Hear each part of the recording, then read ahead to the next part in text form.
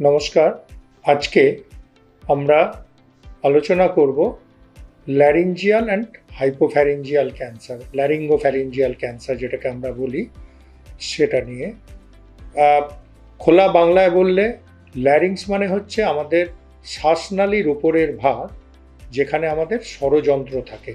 আর hypopharynx হচ্ছে খাদ্যনালীর ওপরের ভাগ, জাস্ট আমাদের যে খাদ্য নালী ইসোফেগাস তার উপরের পাটে থাকে, সেটাও এই ল্যারিংসের সাথে খুব ক্লোজলি অ্যাসোসিয়েটেড। তাই এগুলো ট্রিটমেন্ট অনেকটা একই রকম, এবং এগুলোই আমরা আজকে আলোচনা করব যে এগুলো কি ধরনের সিমটম নিয়ে পেশেন্টরা আসেন, কি করে বোঝা যায়, এবং এর আমরা কি করি বা কিভাবে এর ট্রিটমেন্ট হয়। তো দেখুন, মেনলি আমাদের শ্বাসনালী আর খাদ্যনালী এই দুটো কিন্তু খুব ক্লোজলি অ্যাসোসিয়েটেড, বিশেষ করে উপরের পাটে। ধরুন, যেটা শ্বাসনালীর পেছনের দিক, সেটাই আবার খাদ্যনালীর সামনের দিক।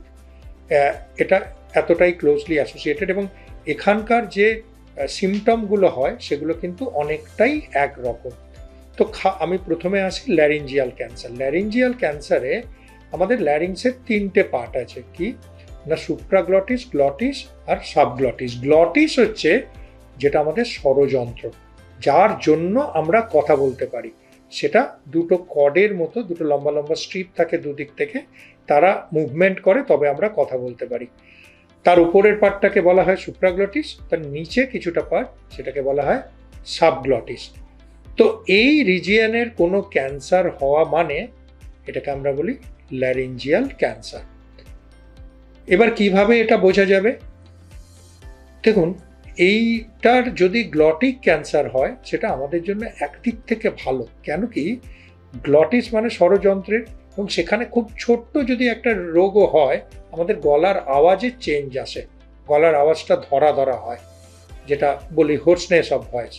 আমাদের তো অনেক সময় ঠান্ডা লেগেও গলা ধরে, এবং সেটা কখনোই তার মানে সেটা ল্যারিঞ্জিয়াল ক্যান্সার নয়। তাহলে কোন গলা ধরাকে আমরা গুরুত্ব দেবো? কোন গলা ধরার জন্য আমরা ডেফিনেটলি একজন ইএনটি সার্জন বা অনকো সার্জনের কাছে যাব?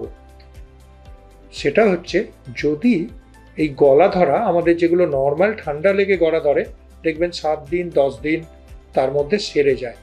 এটা যদি 2-3 উইকস ধরে না সারছে, একদম এটা কমছে না, সেক্ষেত্রে কিন্তু আমাদের এটা নিয়ে অনেকটা আমাদের সেটা নিয়ে চিন্তিত হতে হবে, এবং ইমিডিয়েটলি ডাক্তারের কাছে যেতে হবে।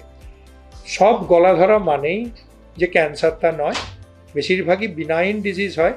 যে বিনাইন ডিজিজ মানে সেগুলোতে একটা ভোকাল নোডিউল বা অন্য ছোট ছোট কিছু, যেগুলো এমনি ট্রিটমেন্টে ভালো হয়ে যায়, অত ভয়ের কিছু নেই। বাট একটা ফ্র্যাকশন সেগুলোর ক্যান্সার হতে পারে।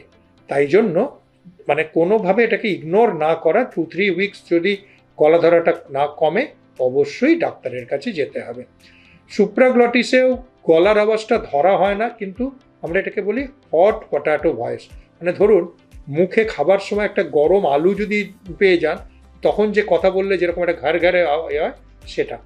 সাবগ্লটিস ক্যান্সারটা ধরা পড়া মুশকিল।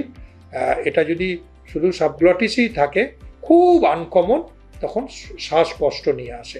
তো অনেক সময় আমরা পেশেন্ট দেখেছি যে এই যে ইনিশিয়াল সিমটমগুলো, গলা ধরা, এটাকে ইগনোর করেছেন, বা হট পটাটো ভয়েস, বা খেতে যে একটু প্রবলেম, ইগনোর করেছেন, রোগটাকে বাড়িয়েছেন, এবং তখন রোগটা হয়তো এমন পরিস্থিতিতে গেছে যেটা আমাদের শ্বাস নালীকে ব্লক করছে, খুব নিঃশ্বাসে কষ্ট নিয়ে আসছে। সেগুলো কিন্তু বেশ খারাপ। তাই জন্য আর্লি সিমটম নিয়ে এলে সেগুলো সবসময় ধরা পড়ে। তাহলে আর্লি সিমটম কি? নাম্বার 1, গলার আওয়াজ ধরা, যেটা 2-3 সপ্তাহ ধরে চলছে।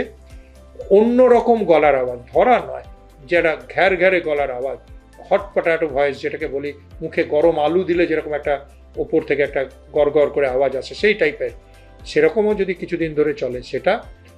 যদি পেশেন্টের নিঃশ্বাসে হঠাৎ করে কষ্ট হচ্ছে এই গলার আওয়াজ বা এর সাথে, সেটা। যদি লম্বা টাইম ধরে খাবার অসুবিধা হয়, এটা মেনলি হাইপোফ্যারিঞ্জিয়াল ক্যান্সারে হয়, কিন্তু কখনো কখনো ল্যারিঞ্জিয়াল ক্যান্সার সেটাও বড় হয়ে গেলে খাবারে অসুবিধা হতে পারে। তো এই সিমটমগুলো, এবং তার সাথে খুব অকেশনালি পেশেন্টের অন্য কিছু নয়, পেশেন্ট বলছে কাশতে গেলে একটু কাফের সাথে রক্ত আসছে, অবভিয়াসলি সেক্ষেত্রেও আমাদের ডাক্তারের কাছে যেতে হবে। তো এইগুলো মোটামুটি, এবং কখনো তার সাথে গলার গ্ল্যান্ড ফুলেছে, যে কোনো গলার গ্ল্যান্ড ফুললে সেটা আমাদের একটু কসাস থাকতে হয়, যদি 7-10 দিনে কমে না যাচ্ছে তাহলে আমাদের ডাক্তারের কাছে যেতে হবে।